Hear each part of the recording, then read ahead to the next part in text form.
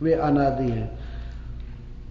कभी कभी लोग पूछते हैं भगवान ने जन्म दिया इसको तो भगवान को कौन जन्म दिया? ये प्रश्न पूछना ही मूर्खता है वास्तव में। भगवान का मतलब ही है कि जिसको कोई पैदा नहीं किया। कभी कभी लोग हैरान हो जाते हैं, पैदा नहीं किया, देवकी ने तो पैदा किया। नहीं, देवकी के गर्भ से भगवान प्रकट हुए। भागवत में लिखा गया है जैसे पूर्व दिशा में चंद्रमा उगता है, वैसे देवकी के गर्भ से भगवान प्रकट हुए। हम लोग अपने मां के देह से प्रकट नहीं हुए हैं, वास्तव में जन्म हुआ है। तो हम लोगों के जन्म से बिल्कुल विलक्षण है भगवान का जन्म। इसीलिए गीता में कहते हैं जन्म कर्म च में दिव्य। और मेरे जन्म कर्म को जो जान जाता है तत्व से, वो जन्म कर्म से मुक्त हो जाता है। तो जिसके जन्म कर्म को जानने की ये महिमा है, उसका जन्म कर्म मैटेरियल कैसे हो सकता है? तो दिव्य जन्म होता है। एक बार प्रभुपाद जी से एक व्यक्ति पूछा कि हु टॉट गॉड, भगवान को कौन पढ़ाया? तो प्रभुपाद जी कहते हैं गधा कहीं के, ये प्रश्न पूछ रहे। भगवान का मतलब पहले जानो कि क्या है भगवान। ये प्रश्न ही नहीं उठता है। वो स्वतः सिद्ध ज्ञान है, स्वतः सत्ता विशिष्ट है, सबको उन्होंने जन्म दिया है, उनको कोई नहीं पढ़ाया है, उनको कोई नहीं जन्म दिया है, सबको ज्ञान वेद दिए हैं। इस विश्व के गुरु हैं ब्रह्मा जी, ब्रह्मा जी को उन्होंने वेद ज्ञान दिया। विश्व सृष्टि कैल वेद ब्रह्मा के पढ़ाइल, ब्रह्मा जी को पढ़ाया वेद भगवान ने। मन द्वारा ही संकल्प से उनको चारों वेदों का विद्वान बना दिया। ये भगवान की विशेषता है। संकल्प मात्र से किसी को पढ़ा देना यह मनुष्यों के हाथ में नहीं है। देवता भी ऐसा नहीं कर सकते, केवल भगवान कर सकते हैं। सोचते हैं कि यह लड़का इतना पढ़ जाए, उधर भगवान का सोचना और वो पढ़ जाएगा तुरंत। तो मनुष्य को तो पढ़ाना होगा तो इधर भेजो स्कूल में, इधर कॉलेज में भेजो, इतना मेहनत, ये छुट्टी में समर क्लास लो, तो इतना मेहनत करना पड़ता है। माता पिता तो कितना संकल्प करते हैं कि ये सबसे ज्यादा अंक लावे, पास हो जाए। उनके संकल्प से होता क्या है कि भगवान ने तो संकल्प किया कि यह मेरा पुत्र ब्रह्मा समस्त वेदों का विद्वान हो जाए, हो गए तुरंत। तेने ब्रह्म हृदय आदि कवे, हृदय करते हृदय से ही संकल्प से भगवान ने बना दिया। भगवान को बहुत मेहनत नहीं करना पड़ता है, उनका सोचना और कर्म करना दोनों एक है, इसलिए तत्काल हो जाता है। तो उनको सर्वज्ञ कहते हैं हम, सर्वज्ञम आदिम पुरुषम सनातनम।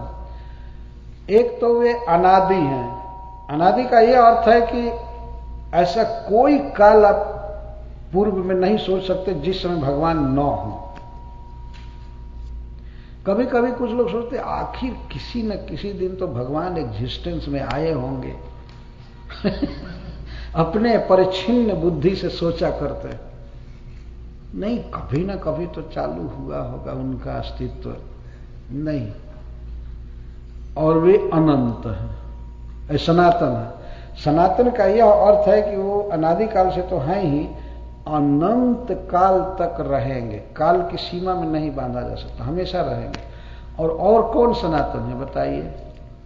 मनुष्यों में तो कोई सनातन है ही नहीं, तो हम लोगों का अनुभव है। न तो कोई रहा है, न तो अनादि था, न सनातन था। जन्मदिन भी लिखा जाता है और निधन तारीख भी लिखा जाता है। Birthday, birth date and expiry date. तो आदि और अंत। लेकिन भगवान कब से हैं इसको कोई ये नहीं कह सकता कि बहुत काल हो गया जब हुए होंगे। नहीं, हुए होंगे नहीं। यहां तक कि भागवत में लिखा गया है कि भगवान को ये भी नहीं कह सकते कि हैं, क्योंकि यह भी एक काल का सूचक है। भगवान गीता में जीव मात्र के लिए कहते हैं, आत्मा के लिए कि न जायते म्रियते वा कदाचि नायम भूत्वा भविता वा न भूय अजो नित्य शाश्वतोयम पुराणो न हन्यते हन्यमाने शरीर। न जायते, कभी जन्म नहीं लेता है, कभी जन्म नहीं लिया है आत्मा, देह नहीं, देह के से व्यतिरिक्त आत्मा का वर्णन कर रहे हैं भगवान।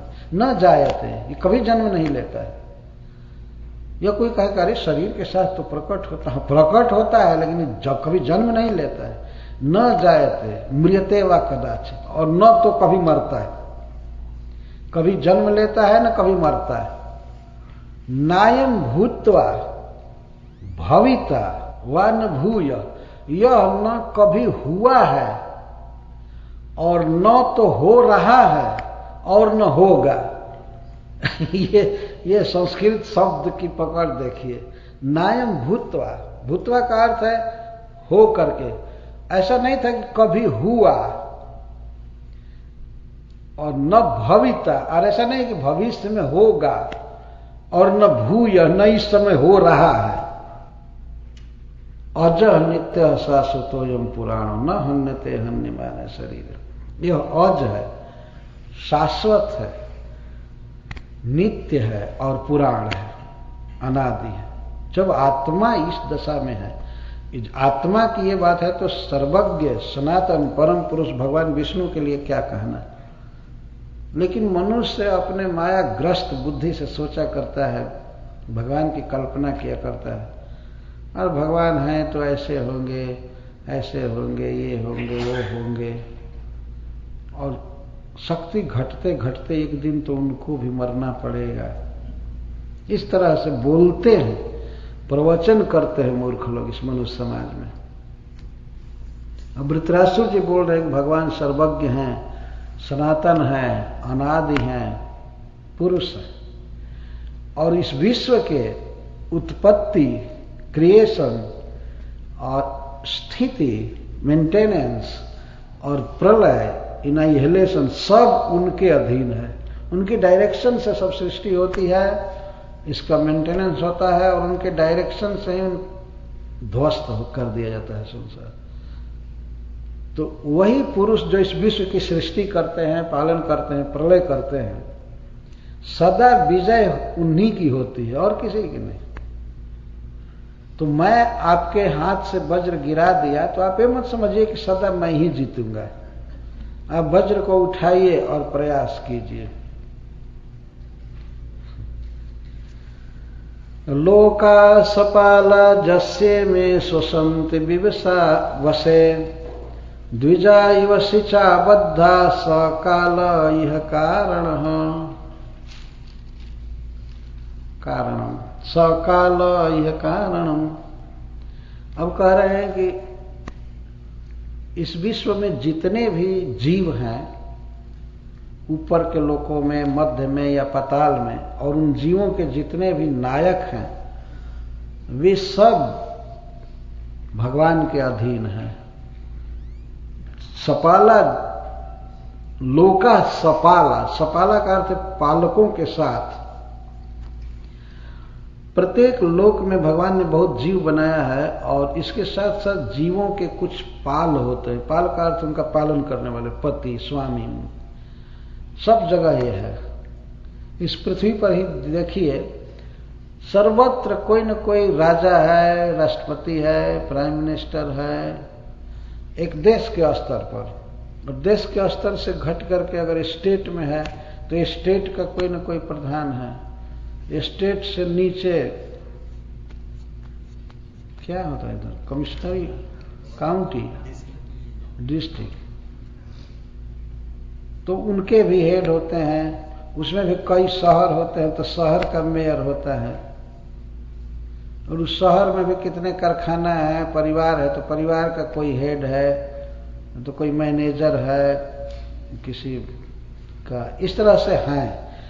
तो अलग अलग ग्रुप में जीव हैं और उनके कुछ न कुछ लीडर हैं, मालिक हैं, स्वामी हैं।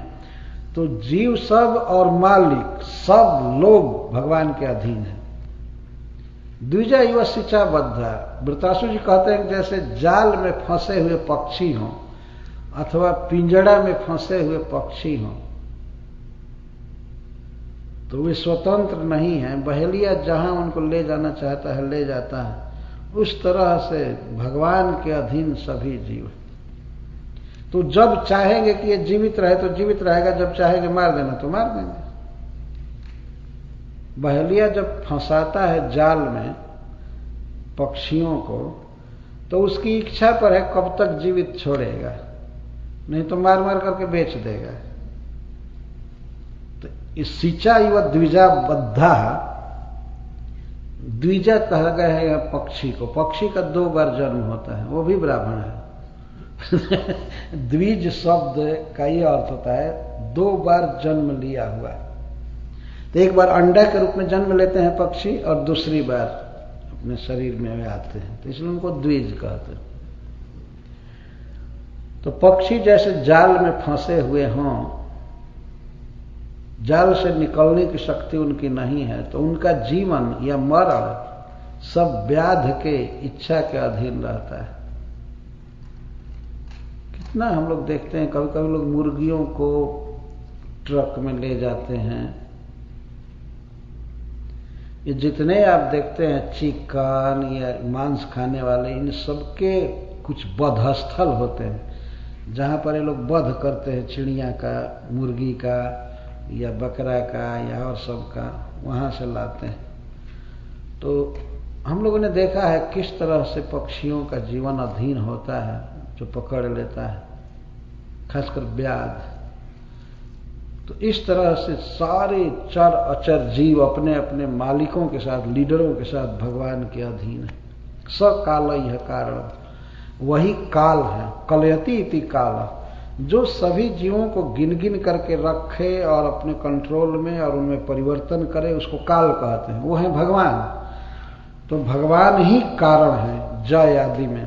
कब किसकी जय होगी, कौन जीतेगा और किसकी पराजय होगी, कौन डिफीट होगा या कौन मरेगा, कौन जिएगा, कौन क्या करेगा, ये सब कुछ कृष्ण के अधीन है। ये प्रवचन चल रहा है युद्ध में। तो आप ये चिंता मत कीजिए कि मैं जीता हूं तो आप नहीं जीतेंगे। और मैं क्या जीता हूं, आगे वो बताएंगे कि अभी तो आपका अस्त्र हाथ से गिरा है, मेरा तो हाथ गिर चुका है। मेरी बाह कट गई है लेकिन मुझे कोई चिंता नहीं है। वृत्रासुर जी यहां तक कहे हैं कि सुख या दुख में, हानि लाभ में, जय विजय में सम रहना चाहिए। इस विषय में मैं ही आपका गुरु हूं, आप मुझसे सीख सकते हैं। ये अपने प्रवचन के लास्ट दूसरे श्लोक में कहे। तो इस बात पर विचार करना चाहिए हमेशा कि किस तरह सारा विश्व भगवान के अधीन है। बड़े बड़े लोग सोचे थे कि हम विश्व विजयी हैं, हम विश्व विजयी हैं, हमारे सामने कौन है, लेकिन ऐसी उनकी मृत्यु हुई। सुनकर के आज भी दुख होता है कि वो ऐसे लोगों की ऐसी मृत्यु है। कुछ लोग विश्व के इतिहास में ऐसे हुए, मेरी अधीनता स्वीकार करो नहीं तो बम पटकेंगे। हिटलर आदि यही कहते थे। नेपोलियन कहता था कि डिक्शनरी से इम्पॉसिबल शब्द निकाल दो, क्योंकि कुछ भी इम्पॉसिबल नहीं है। और वही आदमी एक दिन कारागृह में हथकड़ी बेड़ी में पड़ गया। हम लोग पढ़ते हैं इतिहास में, हथकड़ी बेड़ी में कारागृह के अंदर पड़ा है।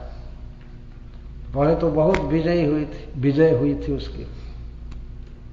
हमेशा कई 100 सैनिकों के साथ चलता था नेपोलियन।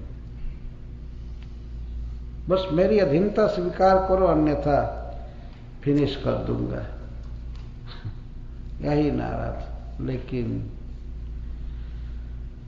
तुलसीदास जी लिखते हैं कि मन पछताई है अवसर बीते। एक दिन मन पश्चाताप करेगा, अवसर बीत जाएगा बिना भगवान के भजन के। तो